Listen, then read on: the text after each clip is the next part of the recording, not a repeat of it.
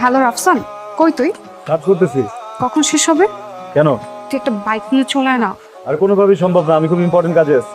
Please please please please, খুব দরকার। আচ্ছা দেখতেছি, রাখ। ওকে, থ্যাংক ইউ। সরি দোস্ত, সরি সরি সরি সরি। কটা আসতে বলছিলি? কটা বাজে? নিজে আসতে বলে যদি নিজে লেট করো তাহলে তো আসলে সরি বলে লাভ নেই, তাই না? আসলে অপু ভাই শোটা না শেষ করে আসতে দিচ্ছিল না, তাই একটু লেট হয়ে গেল। আচ্ছা চল কোথায়?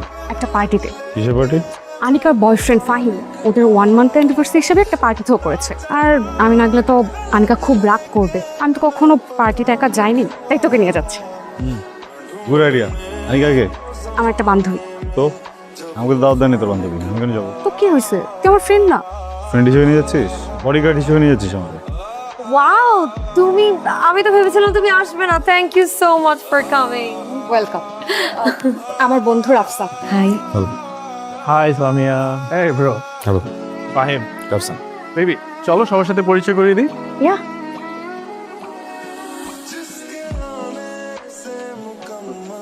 আনিকা। ও মাই গড, এটা কি দরকার ছিল? Happy birthday. Thank you, this is so beautiful.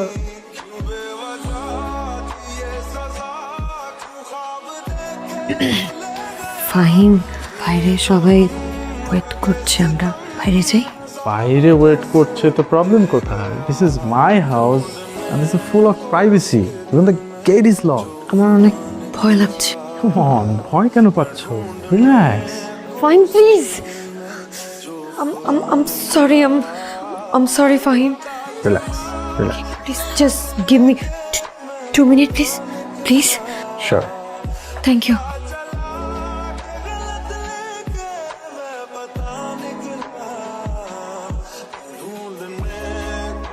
Fahim, Anika, দরজা খোলো। আনিকা, আনিকা, ঠিক আছো? কি প্রবলেম সামিয়া? কি হচ্ছে? কিছু হচ্ছে না, আনিকার শরীর খারাপ লাগছে। Anika is completely fine. Okay? Anika, come here. Come here. Come.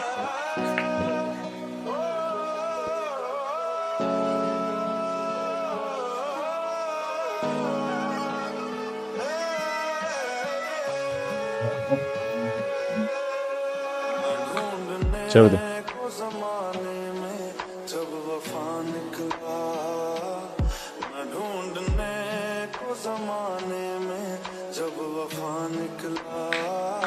দোস্ত সরি। সরি বলার কি আছে? একটা মানুষ বিপদে পড়ছে, তুই হেল্প করলি, আমি হেল্প করলাম। ওকে, সমস্যা নেই, চল। তোকে আরেকটু কষ্ট দিব। আবার কি? আমার তো বাসায় ফিরতে হবে, আর তোর তো বাসা না ফিরলেও সমস্যা হবে না। তো বলছি নাকি দোস্ত, প্লিজ তুই আজ রাতটা আনিকার সাথে থেকে যা না। ওর শালান্টি বাড়িতে নেই, মেয়েটাকে এমন অবস্থায় একা রেখে যাওয়াটা একটু রিস্ক হয়ে যায়। আমি বাড়িতে পৌঁছে তোকে কল করছি। লাগবে না, গেটটা তো লাগা, তাহলে যা। গেটটা লাগাই দিয়ে যা।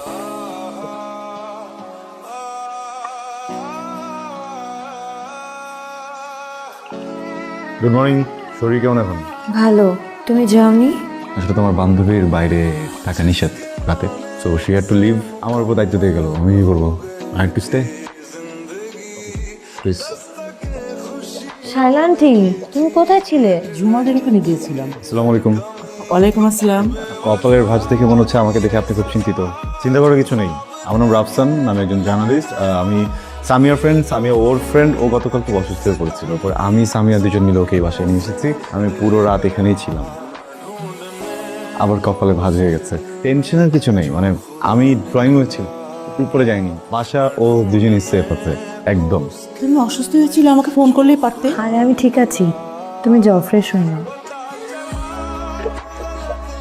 তোমাকে আমি ফোন করেছিলাম, সত্যি বিজি ছিলাম।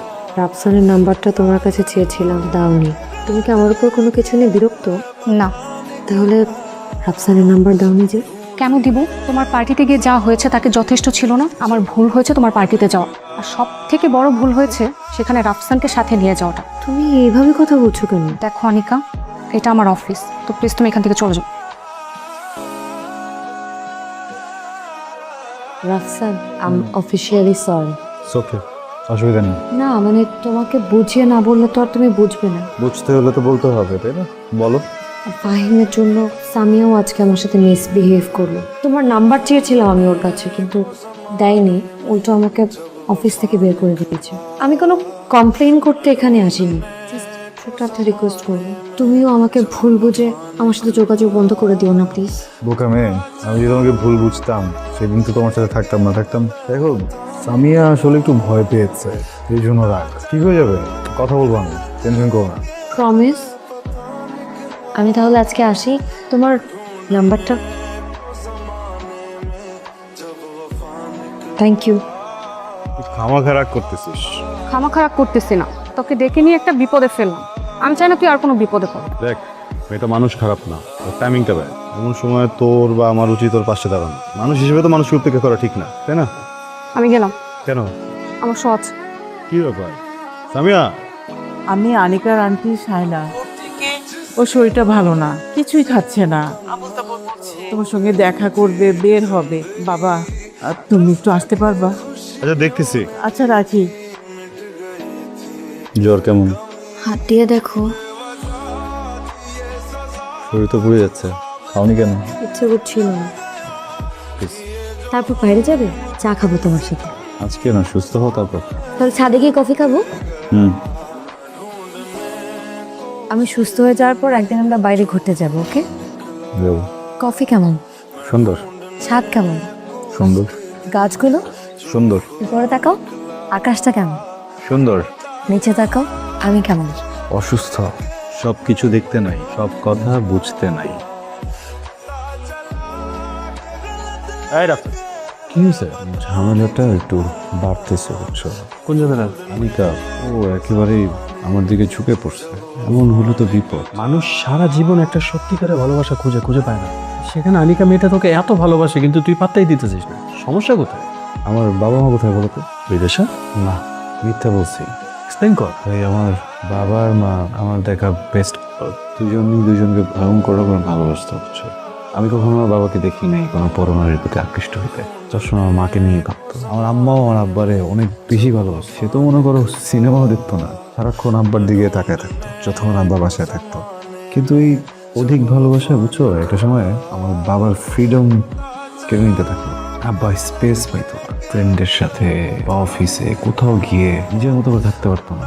আম্মা তার এই সুযোগটা দিত না। আব্বা বুঝাইতো আমাকে, আম্মা যেন বোঝে, যেন একটু একটু করে ঠিক হয়। এর জন্য একদিন আমার বাবা মজার চলে আম্মাকে বলে ফেলছে, তুমি যদি ঠিক না হও আমি তোমাকে ডিভোর্স দিব। বলে সে বাজারে চলে গেছে। বাজার থেকে ফিরে এসে দেখে যে আমার ফ্যামিলির সাথে ঝুলতেছে। হোয়াট? আব্বা শখ নিতে পারে নাই, তার মনে হয়েছে আম্মার ওই অবস্থার জন্য সে দায়ী। দৃশ্য দেখেছে, সাথে সাথে স্ট্রোক করছে আমার চোখের সামনে। আমার আব্বা, আমার আম্মা, দুইটা মানুষের লাশ পড়া। ভাই, আমি কারো দোষ দিতে পারতেছি না। দুইটা মানুষের মৃত্যুর কারণ ভালোবাসা। আমি ওই দিনের পর থেকে একটা জিনিস বুঝছি ভাই, পরিমাণের ঊর্ধ্বে আসলে ভালোবাসাটাও ভালো। আমরা সবাই কিন্তু জানি আমরা একদিন না একদিন মারা যাব, তাই বলে কি আমরা জীবনযাপন করা বন্ধ করে দিই? তাই না? আর জীবনে বাঁচতে হলে ভালোবাসার অনেক প্রয়োজন। মনটাকে চেঞ্জ কর। সবার জীবনের পরিণতি যে তোর বাবা মার মতো হবে তা না। পৃথিবীটা অনেক সুন্দর। এই পৃথিবীটা এত সুন্দর কারণে পৃথিবীতে এখনো ভালোবাসা আছে। বি পজিটিভ, চল কমতে যাক। হ্যালো, আমি তোমাকে কল করেছি কিন্তু তুমি রেসপন্স করোনি। অ্যাসাইনমেন্ট বুঝেছিলাম তো, অ্যাসাইনমেন্ট বুঝানোর সময় তো কোনটা সাইলেন্ট করে রাখতে হয়, তো খেয়াল করে কি বলো না, কি বলবো? আমি আজকে অনেক সুন্দর করে শাড়ি পরে এসেছি তোমার সাথে ঘুরবো, ওই জন্য। তোমার কি একটু টাইম হবে? কবে? Thank you.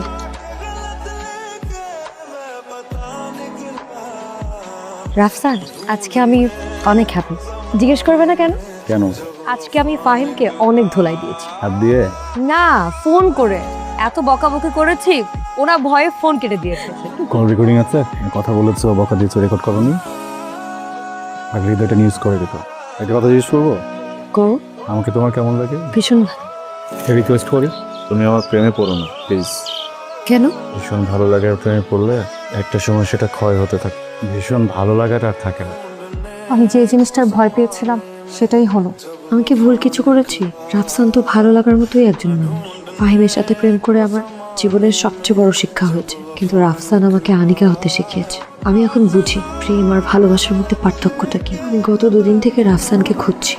অফিসে নেই, বাসার অ্যাড্রেসটাও আমার কাছে নেই। আমি তোমার কোনো সাহায্য করতে পারছি না আনিকা। রাফসান অন্যরকম। আমি তোমার কাছে কোনো সাহায্য চাইতে আসিনি, তুমি শুধু আমাকে দূরে ঠেলে দিও না। আনিকার চুপ উইকেটকে বোঝান পাশে দিই কি বলতেছে আনিকার বাস আমি মাসে নাই কথা বুঝতে পারছি, কিন্তু সব পরে বলবো প্লিজ। আসসালামু আলাইকুম। আমি আনিকা। রাফসান আছে? রাফসান তো বাসায় নেই। রাফসান, আমি জানি তুমি ভেতরে আছো, প্লিজ দরজাটা একটু খোলো। আনিকা তুমি চলে যাও প্লিজ। প্রেম আর ভালোবাসা এক না, এটা আমি জানি। হয়তো তোমার সাথে আমার প্রেম হয়নি, কিন্তু ভালোবাসা হয়েছে। প্লিজ তুমি দরজাটা একটু খোলো, আমাকে ভেতরে আসতে দাও। Anika please leave. রাফসান, আমি জানি আমাকে আমি আর সব বলেছে, তুমি কেন এত ভয় পাচ্ছ?